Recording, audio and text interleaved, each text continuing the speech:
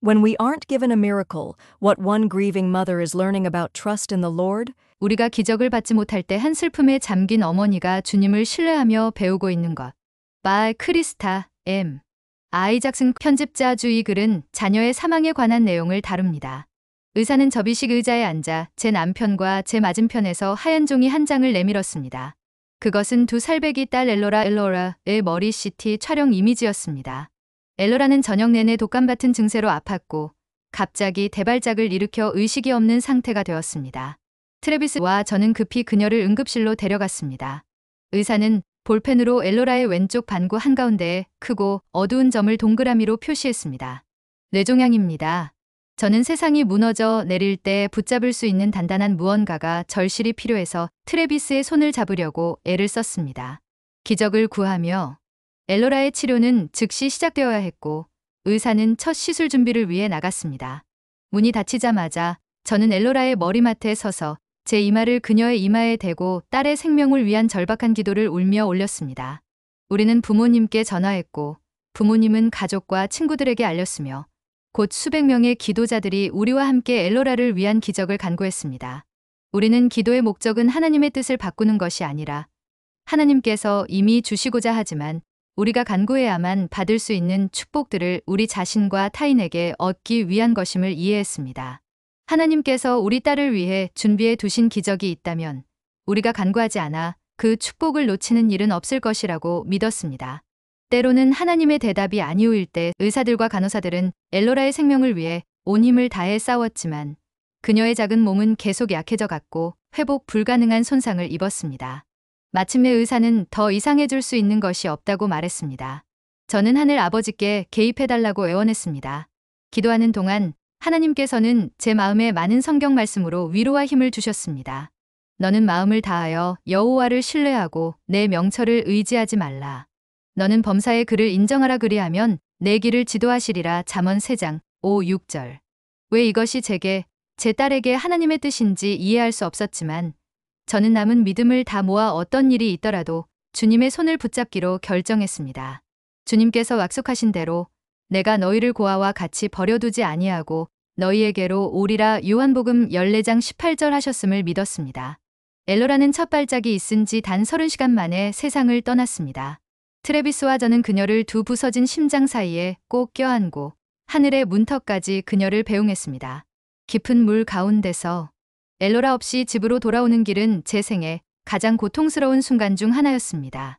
하나님께서 제게 기적을 주지 않으셨고 그 이유를 도저히 이해할 수 없었습니다. 엘로라의 장례식과로 다음 주일 저와 가족은 성찬식에 참석해 영적 힘과 언약의 축복을 필요로 했습니다.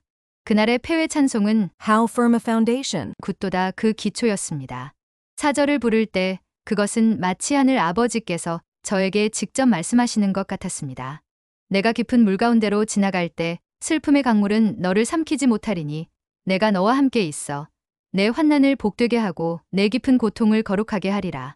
그 순간 저는 제 생애의 가장 깊은 물 속에 서 있었습니다. 가장 깊은 고통 속에서 슬픔의 강물이 저를 완전히 삼켜버릴까 두려워 떨고 있었습니다. 하지만 하나님의 약속은 그분께서 저와 함께 계시며 제 환난을 축복하시고 그것을 거룩하게 하신다는 것이었습니다. 그게 무슨 뜻인지는 몰랐지만 저는 그것을 원했습니다. 성결의 축복. 그날 집으로 돌아와 저는 성결의 원리를 공부하며 그것이 저의 슬픔에 어떻게 적용될 수 있는지를 알아보기 시작했습니다. 딜지 렐런드 데일 장로님은 주님께서 제게 이해시켜 주신 바를 이렇게 아름답게 요약했습니다.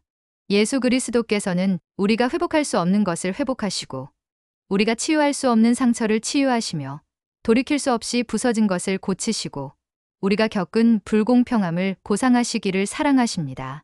사실 우리가 그분께 맡긴다면 그분은 우리의 고통을 우리 유익을 위한 것으로 성별하시며 우리의 가장 깊은 고통을 성화해 주실 것입니다. 구주께서는 단순히 우리를 위로하시고 잃은 것을 되찾아 주실 뿐 아니라 우리의 시련을 우리 유익으로 사용하십니다. 구주께서는 모든 것을 올바르게 하실 능력이 있으시며 그렇게 하시기를 간절히 원하십니다. 하늘 아버지께서는 제 고통을 거룩한 여정으로 바꾸어 저를 그분께 더 가까이 이끌고 제 구주처럼 되도록 도와주고 계셨습니다. 그날 저는 제 마음과 길을 하나님께 맡기고 그분이 보시는 치유와 성화의 지점으로 저를 인도하시도록 하기로 결심했습니다. 다른 형태의 기적들. 엘로라가 세상을 떠난 지 17년이 흘렀습니다. 그 사이 제가 배운 가장 큰 교훈 중 하나는 제가 기적에 대해 잘못 이해하고 있었다는 점입니다. 저는 하나님께서 제가 구한 기적 엘로라의 생명을 주지 않으셨기에 아무 기적도 받지 못했다고 생각했습니다. 하지만 엘로라의 죽음은 저에게 소중한 교훈을 주었고 값진 기회들을 열어주었으며 저를 완전히 새로운 사람으로 변화시켰습니다. 다른 어떤 방식으로도 받을 수 없었던 수많은 축복과 기적들을 저는 받았습니다. 디터 F. 우트도르프 다 상무님은 이렇게 말씀하셨습니다. 지금 우리가 지나고 있는 깊은 계곡은 미래의 경험이라는 산 위에서 뒤돌아보아야만 이해될 때가 많습니다. 종종 우리는 시련이 지난 오래 후에야 주님의 손길을 깨닫게 됩니다. 우리 삶의 가장 어려운 순간들은 우리의 인격을 형성하고 미래의 기회와 이해와 행복으로 나아가는 길을 닦아주는 필수적인 기반이 됩니다. 하나님께서는 제가 구한 기적에는 아니오라고 하셨습니다. 그것은 제 생애 가장 힘든 거절이었습니다. 그러나 그분의 아니오는 수많은 예로 가는 길을 열어주었습니다. 저는 기적 없는 사람이 되지 않았습니다. 다만 하나님께서 다른 방식의 기적을 주시기를 원하신 것입니다.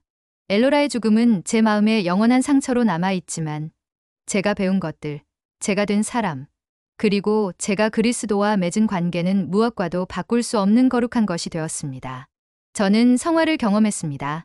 그분의 다른 축복들은 제가 상상도 못한 아름다움으로 저를 인도했습니다. 그리고 제가 그분을 계속 붙잡는 한 그분께서 안전하게 저를 엘로라가 있는 곳으로 이끄실 것임을 압니다. 저는 영원히 그분의 약속이 확실하다는 것을 신뢰할 것입니다.